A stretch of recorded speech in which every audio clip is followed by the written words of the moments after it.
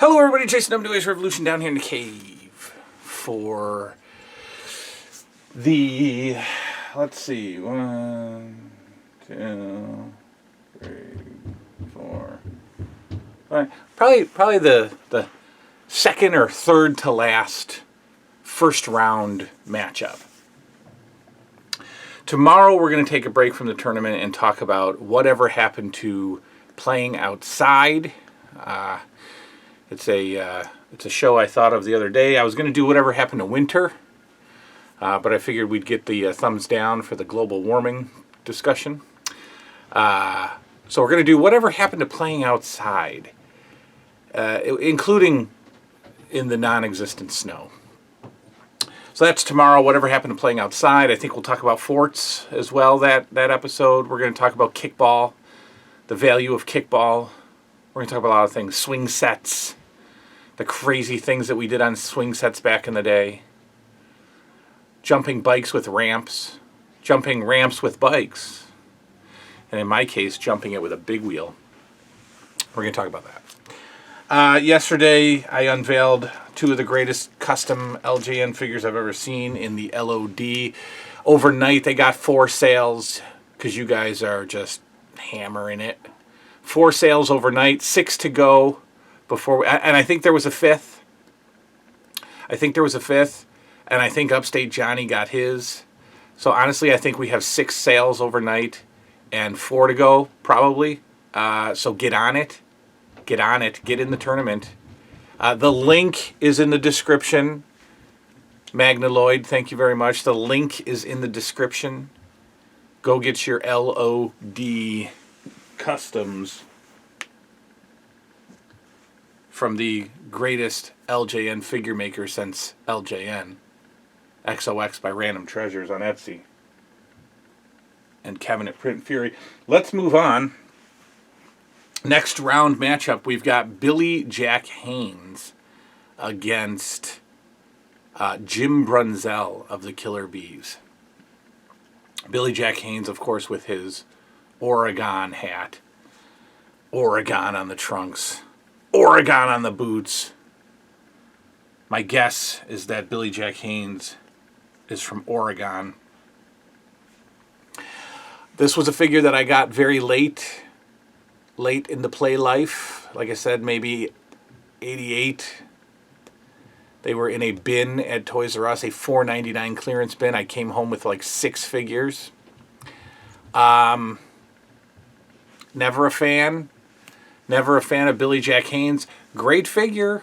Perfectly fine play pose. Perfectly fine figure. Actually, one of the better play poses, I guess you could say. But I never really, cared that much about Billy Jack Haynes to replicate his wrestling in my LJN Fed. But he did get some use. I did team him with Ken Patera. And I called them the Oregon Connection. Despite Ken Patera probably not being from Oregon, I don't think. I don't know. But they also teamed Ken Patera and Billy Jack Haynes in real life. I don't know if that's where I got the idea. I assume it is. But yeah, not a lot of play. Not an influential figure at all. But a decent looking figure. And a heck of an entertaining guy if you watch his recent videos on YouTube. Jim Brunzell of the Killer Bees. This was a tag team that always escaped me through childhood. I never had the Killer Bees as a kid. And I haven't seen this era of WWF in a long time, since it aired, to really appreciate the Killer Bees. I have a feeling they were a pretty good tag team. Jim Brunzell and B. Brian Blair are fantastic mat technicians. And so I'm sure that they had extremely entertaining matches with the Hart Foundation. And as I get to that in my travels of my DVDs, I will certainly have an adult perspective on the Killer Bees. But never had the figures as a kid. And they're small. They're like British Bulldogs small. And, not my favorite play pose with the thumbs up. And, fine looking figure, I suppose, but because it always escaped me, because I never had them, because they're small, I didn't expect Billy Jack Haynes to move on to the second round, but Billy Jack Haynes is defeating Jim Brunzell and is moving on to the second round. And we will write him down with our pink Sharpie, because why change it up now? Why do that? Next up, in a battle of the tag team members, we've got Bret Hart and a very strangely shaped B. Brian Blair. Now, so again, it didn't have the killer bees. This is a great looking face. That's B. Brian Blair. Now, what I should have done, since I'm in the middle of WWF 84, B. Brian Blair is all over the place. He's like always on cards. He's always fighting Paul Orndorff. They had him on TNT. I really got to do a Wrestling with the Past update on 84. But what's cool is that as an adult, I realized that I have a B. Brian Blair in my LJN collection, and I should just paint his trunk black and just give him, just let him be mid-Carter Brian Blair, right? But here he is in his Killer Bees outfit, and again, very strange pose. I don't know what they're doing there. Just an odd pose, head tilted, and a small figure. The face gives him some bonus points. That's a good face. But then we have Bret Hart. And honestly, this is probably in my top 10. I loved the Hart Foundation as a kid. The figures.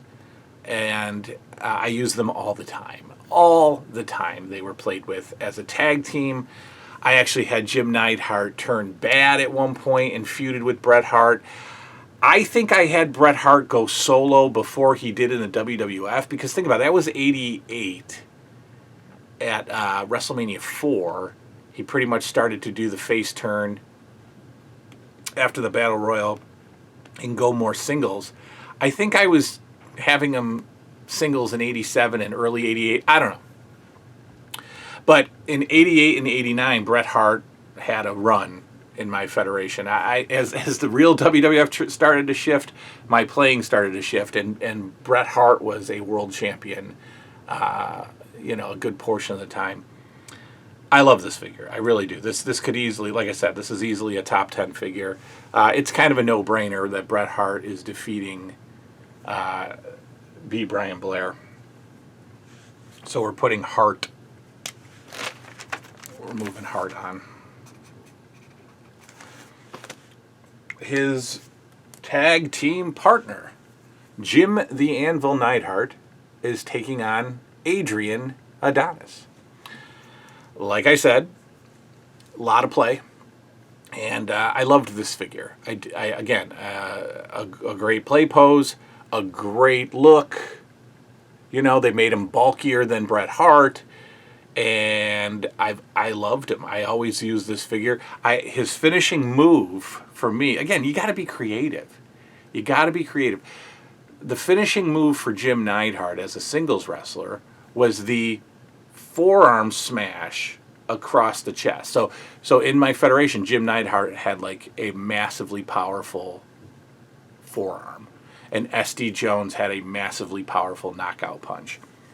So Jim Neidhart would either whip the guy into the ropes and then smash him with the forearm, boom, kind of like the Polish hammer, right, from Ivan Putski. I remember, to surprisingly win a match, Jim Neidhart would be whipped into the corner post, right? A wrestler would come charging in, and Jim Neidhart would come charging out. And one of my fondest singles memories with Jim Neidhart was that he knocked down a bad guy, Andre the Giant, with his forearm punch. Yeah, I love memories. I do. I love memories.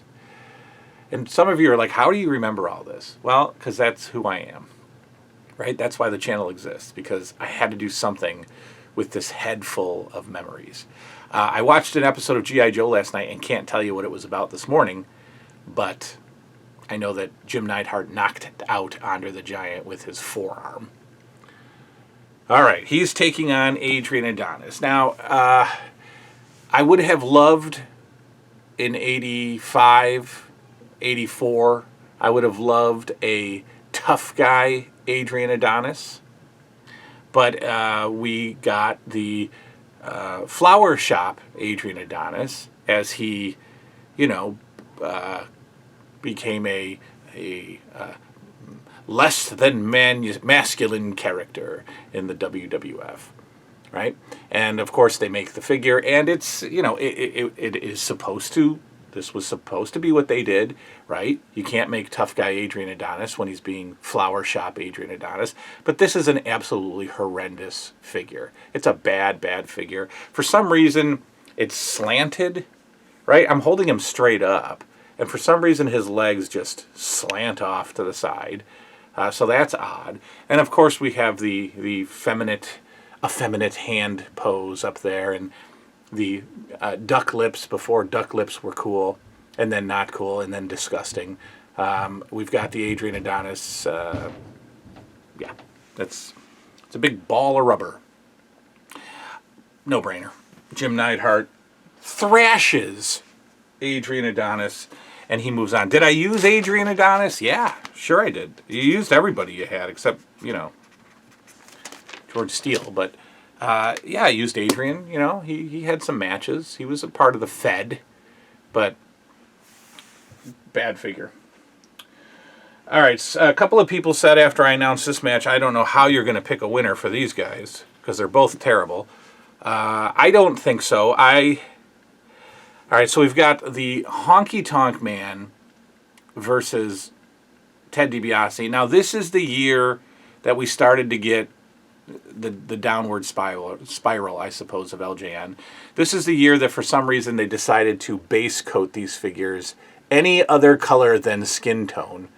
And whenever the face paint would come off, the body paint, you would see the base coat. And in Honky's case here, the base coat is blue.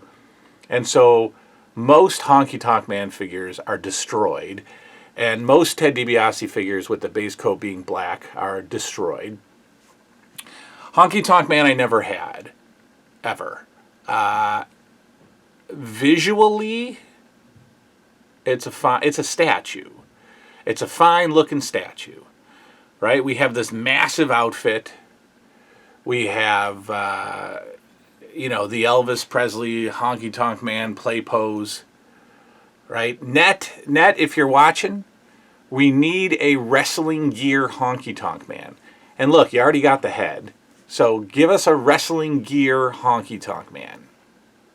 And don't make him out of Jake the Snake, because I see that a lot too. They take a Jake the Snake body, they cut the head off, they put the Honky Tonk Man's head on it, they put DiBiase's head on it, and we've got wrestling gear Honky Tonk Man and wrestling gear DiBiase made from a tiny little Jake the Snake figure. Don't do that. Net, we need a wrestling gear Honky Tonk Man. Like I said, good figure to look at. It looks fine.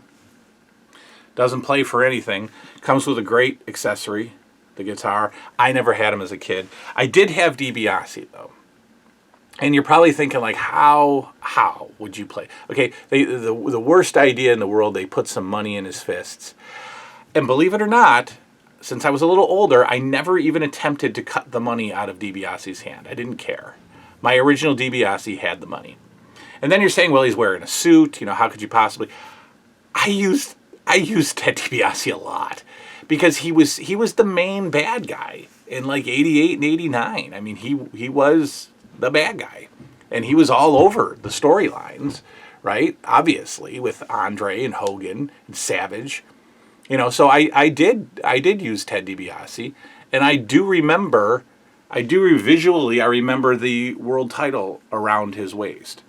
So I must have given him the belt at one point. But I use DiBiase plenty. DiBiase is not that horrible in my mind. I don't know. As a kid, I was fine with it, and I never cut the money out. So, in another no-brainer, the Honky Tonk Man, probably one of my least favorite figures, probably one of the worst LJN figures, is soundly defeated by Ted DiBiase. So he moves on. And tomorrow we'll talk about whatever happened to playing outside. And then after that, we've got Hacksaw Jim Duggan taking on Red Shirt Hogan. White Shirt Hogan, which I guess I'll include, right? I mean, I don't know. I'll make that decision overnight. I'll probably include White Shirt Hogan. So we got Duggan versus Red Shirt Hogan, White Shirt Hogan versus Bam Bam Bigelow. The one-man gang takes on Ken Patera, and Harley Race goes against Outback Jack. Then we dive right into they're down here, you can't see them. Then we dive into like Martel against Tito Santana Strike Force. We've got Andre versus Warrior. We've got Bossman versus Haku. And we've got Rick Rude versus Demolition Axe. And then we have the Warlord. I mean, so we might have an uneven... I didn't think about that. We might have an uneven setup here. There might be a bye. I don't know. How are we going to do that? We'll figure it out. Maybe I'll get rid of one of the Hogans. Maybe we won't do... We got to make it even. So Red Shirt Hogan's probably going to take a walk. All right. That's that. We're wrapping up first round. Whatever happened to playing outside is tomorrow. 4 of you need to go get the XOX masterpieces, the Legion of Doom. Order them up so that we can do the contest, and one of you can win a free custom from XOX. Till then, see you tomorrow. Good night now.